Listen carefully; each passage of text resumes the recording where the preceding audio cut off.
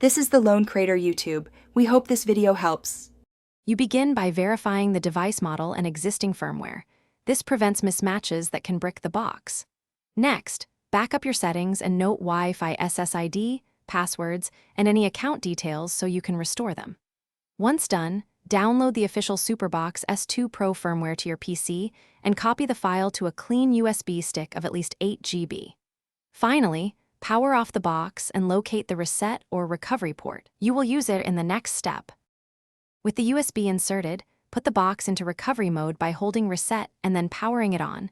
This forces the bootloader to read from the USB. You should see installation prompts or a progress bar. Follow them carefully and choose the recommended full install option when available. Make sure you do not unplug the device, remove the USB, or cut power. Interruptions during flashing lead to a bricked unit. Once the installer finishes, allow the box to reboot automatically and initialize system files. After reboot, reconnect to your network and restore your backed up settings.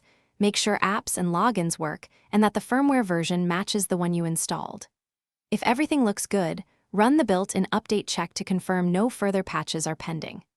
If the box fails to boot or is unstable, try re-flashing with a freshly formatted USB, use a different USB drive, or, if comfortable, perform serial recovery. These steps usually recover a failed flash. Otherwise, seek professional repair. Thanks for watching. Consider subscribing if we helped you.